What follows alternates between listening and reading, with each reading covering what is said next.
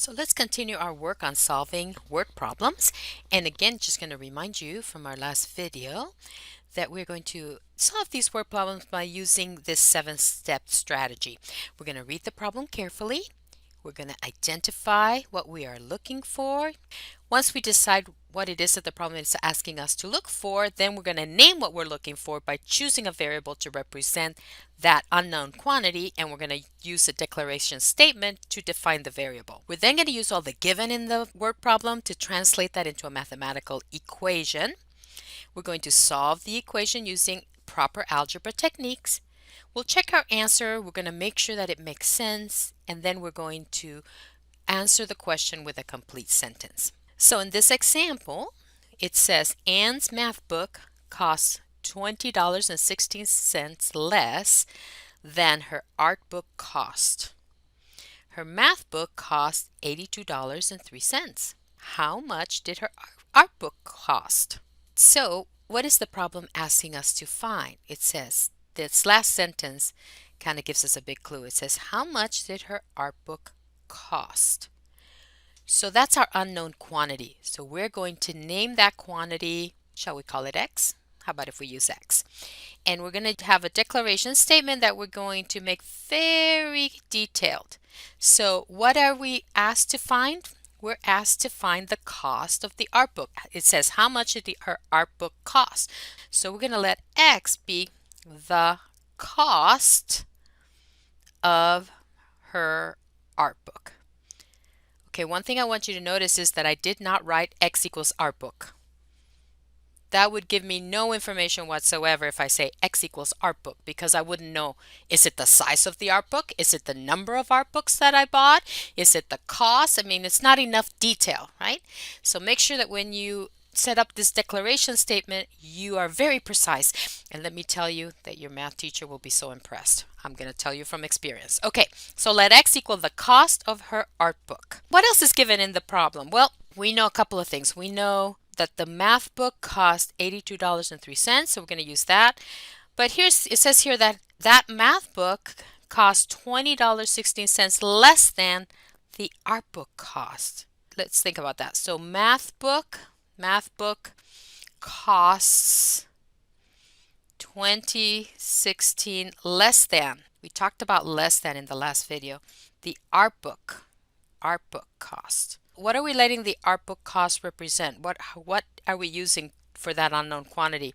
If you said X, you're right. So this is our X, isn't it? And then we know what to do with less than. We know that this 2016 is going to go behind the subtraction symbol. We talked about that in the last video. So it seems like over here we have X subtract the 2016. What do you think? $20.16 less than the cost of the art book is X minus 20.16.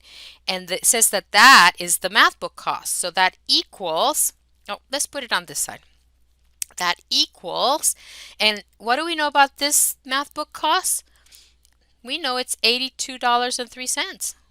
So that equals $82.03. So there's our equation using the given, right? The key words in the problem. And now we're going to solve for X. This is linear equation, X to the first. So we know we need to isolate X, which means that we're going to have to add 2016 to both sides of the equation, right? So that we can get this X by itself. And so X equals, what is that? Let's see. $102.19. $102 minus 2016 is 8203. That makes sense. So it makes sense that the art book costs more than the math book, doesn't it?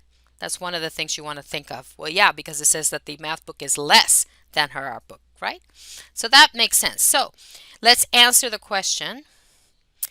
And you want a complete sentence? So impressive when you do that. Anne's art book costs $102.19. Well done. Okay, we're going to go to number 6. Here we have Alexis paid $14.73 for a pack of 6 pairs of sports socks. What was the price of a pair of sports socks? So one pair of sports socks. Okay, so what are we asked to find? The price of a pair of sports socks. That's what we're asked to find, right? So that's going to be our unknown quantity. We're going to choose a variable. We're doing this via algebra. You're probably looking at this going, oh, I can do that in my head. I can do that. I don't need an algebra equation. But if it's part of your homework and your instructor is asking for an algebra equation, you got to give it to them, okay? So let's set it up. It'll be good practice for us. Price of a pair of sports socks. Shall we use S for sock? Let X be the price. Okay, notice again what I did not do. I did not write S is a sock, right? No, I wrote X is the price of a pair of sports socks because that's what we were asked to find. So that's, you're going to declare your variable with a lot of detail. And then what do we know about this S? Well, that a pack of 6 of those is $14.73. A pack of 6 pairs. So that means multiplication, doesn't it? 6S.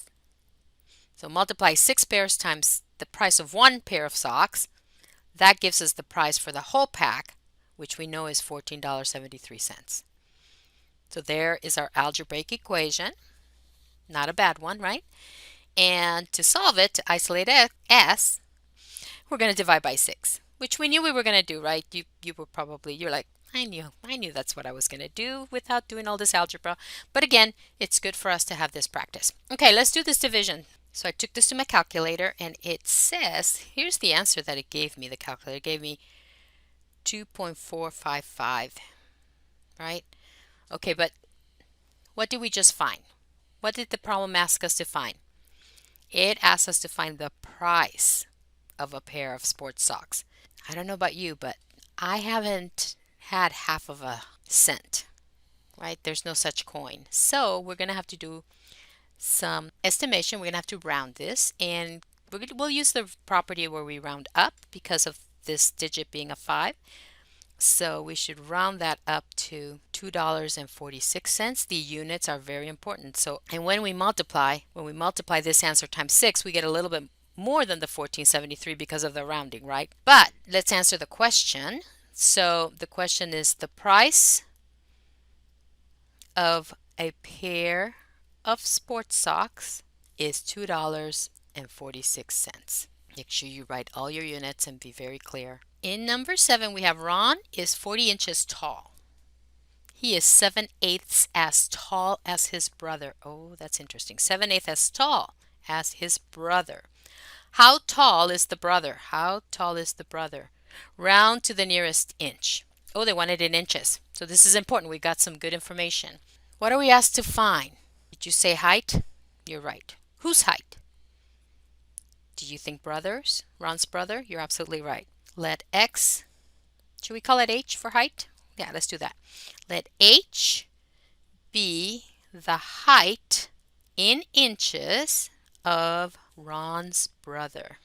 Notice all the detail. Please don't write H equals height or H equal brother or B equals brother, because that doesn't give us enough detail. Okay. So Ron is 40 inches tall. So he is 7/8 as tall. So to be as tall as his brother, this height we've decided this is going to be our H. So the brother's height is H. 7/8 as tall, the way that you do that computation is a multiplication. So 7/8 as tall as H, we're going to write 7/8 H. Okay, it is a multiplication to figure out 7/8 as tall as another person, right? And that is Ron's height. But we know Ron's height, that was given to us, that is 40 inches. So we're going to set up this equation with 40 as the height for Ron. And now again, we got to isolate that H. This time we have a coefficient that's a fraction. This 7/8, that's a coefficient, that's a fraction. So we know from previous work that in order to isolate the H, we can use the reciprocal of 7/8, multiply both sides. So I'm going to put a 1 under this 40, and then I'm going to use the reciprocal here and go times 8/7, and then I'm going to use times 8/7 here. And again, why did we do that? Because now These 8s give us 1s and these 7s give us 1. So we have 1h on the left, which was our goal. Okay? Over here on the right hand side, we're going to go ahead and multiply straight across 320 over 7. And then we've been asked to round that to the nearest inch. So it is appropriate for us to go to the calculator and figure out what this division is. I'm getting 45.71, etc., right? But they want nearest inch, and that would be the 5. That means we want to round to this place, right? The 7 tells us to round up to about 46 inches. And if we do a quick multiplication in the calculator, times 7/8, right? If you do that in your calculator, 46 times 7, go straight across. That's 322, and 322 divided by 8 is 40.25. So it's around the 40 inches, right? It's a little bit more when we check because we approximate it, we round it. So that's good. That's a good check. Oops, 40.25. That's a good check. So now let's answer the question. Ron's brother is 46 inches tall. Or you can write approximately 46 inches tall, but that answers the question, how tall is the brother? Problem 8 says, at a school concert, the total value of tickets sold was $3,824. The student tickets sold for $6 each, and the adult tickets sold for $10 each. The number of adult tickets sold was 7 less than, oh, there's our less than, 7 less than 6 times the number of student tickets. Find the number of student tickets sold. So what is the problem asking us to find? It's asking us to find how many student tickets were sold. So I'm going to use S for student tickets, and I'm going to write let S be the number of student tickets sold. You see how that last sentence really helps to kind of tell me what to let my variable represent? So let S be the number of student tickets sold. So when we read carefully the given problem, we can tell what our variable should represent. It says we now need an expression for the number of adult tickets sold. Because this problem, do you notice we have a lot of information? We have information about the total value of tickets sold. We know how much the student tickets sell individually and the adult tickets. And we know something about the number of tickets.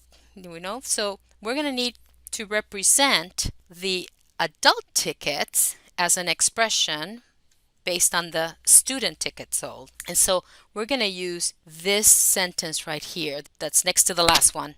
So S is the number of student tickets sold, and then the number of adult tickets sold is 7 less than 6 times the number of student tickets. And the number of student tickets, we have used an S to represent that, and we need 6 times that. So 6S, but there's 7 less than. Remember, less than, we put the 7 after the subtraction sign. So 6S minus 7 is an algebraic expression that represents how many adult tickets were sold. Why do all that work? So that we can find this S, right? So what information haven't we used? Well, we haven't used these first 2 sentences. Our equation is going to have to do with the total value of tickets that were sold, this 3,824. And now, how do we compute a total value of tickets? How do we normally do that?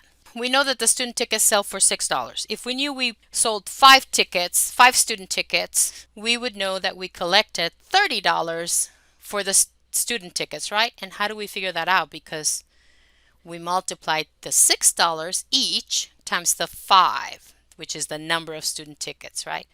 So when we multiply the 6 times the 5, we get the total cost in student tickets, right? And if adult tickets are $10. So let's say we sold 9 adult tickets. So then how much money did we collect? 9 times 10, $90, right? So to figure out the value, to make an equation, we know we're going to have to multiply what each student ticket sold for. So the ticket value times the number of tickets sold, that will give us the value of the tickets. the total value. So the money collected, right, at the box office. And so I'm just making this little, if this helps you to kind of understand this little table.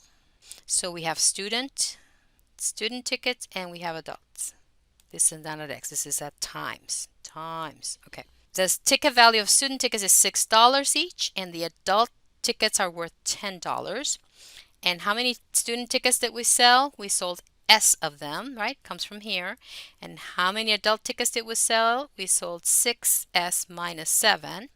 So how do we figure out how an expression for the amount of money collected from student tickets? We multiplied 6 times S, or 6S. And in adults, we're going to multiply here as well, but we are going to need a parenthesis this time.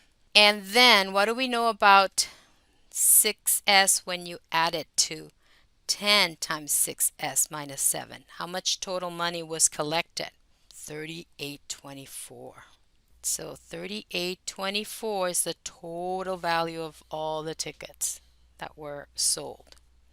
So now we get to solve this equation using the distributive property first. So I'm going to distribute right here. So we get 6S plus 60S minus 70 equals 38.24. Okay, and then we're going to collect the like terms here on the left hand side to make a 66S minus 70 equals 38.24. We want to isolate S, so we're going to add 70 to both sides. So 66S equals 38.94, and then we're going to divide by 66. So S equals, I'm going to my calculator now, 59 tickets. 59 student tickets were sold. So the number of student tickets sold, we think, right? We're going to check it, was 59. Let's see if this check. Coming back to my table over here, so we think this is, we got that this is 59. So then here, 6 times 59 minus 7 is 347.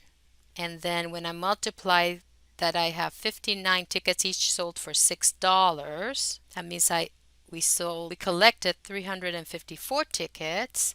And then here, if I multiply the 10 times the 347, we get $3,470. And when we add this, notice that we get our 38.24, so that checks. So there were 59 student tickets sold and 347 adult tickets sold. If they had asked us for that, we know how to do it. I hope this helps. Let's go to the next video.